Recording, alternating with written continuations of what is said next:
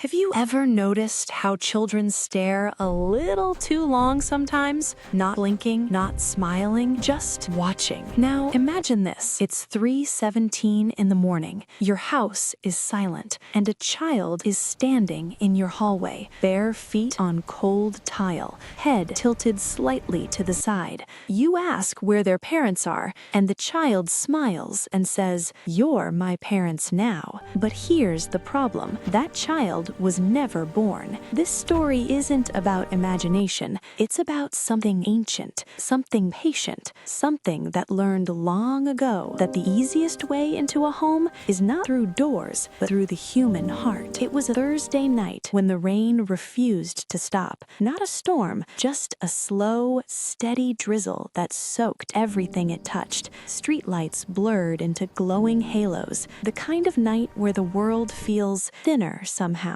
Mark and Elena Carter had just put their newborn daughter to sleep when the knocking started. 3 knocks, not rushed, not desperate, almost polite. Mark opened the door expecting a neighbor. Instead, a child stood on the porch. A boy, no older than 6, pale skin, dark hair stuck to his forehead from the rain, bare feet on wet concrete. He wasn't crying. That alone should have stopped everything. "Are you lost?" Elena asked softly. The boy looked up at her and smiled. "I ran away," he said. His voice was calm, too calm. Mark looked up and down the street. No cars, no houses with lights on, no movement. "What's your name?" he asked. The boy paused, just for a moment. "Eli." They invited him inside because, of course they did, because when a child is standing alone in the rain, kindness feels automatic, instinctive, and that is exactly why it works. Eli stayed the night. Police were called, reports were filed, databases were checked. Nothing. No missing child reports, no school records, no hospital birth certificates. It was as if the boy had simply appeared. At first, Eli behaved perfectly, too perfectly. He didn't fidget, didn't ask for toys, didn't cry or complain. He just watched. When Elena fed the baby, Eli sat nearby and said, "She cries because she remembers dying." Elena laughed nervously. "Where did you hear that?" Eli shrugged. "I remember things from before." That night, Mark woke up suddenly, the kind of waking where your body reacts before your mind understands why. Eli was standing at the foot of the bed, not moving, not breathing loudly, just standing. "How did you get in here?" Mark whispered. Eli tilted his head. "I don't sleep much." The next day, the comments continued. Eli described rooms he had never entered. He mentioned Mark's childhood home in another state. He spoke Elena's grandmother's name, the one who died before Elena was born. Then came the drawings, stick figures, a house, fire, and behind it, something tall, something with horns. "That's my real family," Eli said. The house began to change. Rooms grew cold without reason.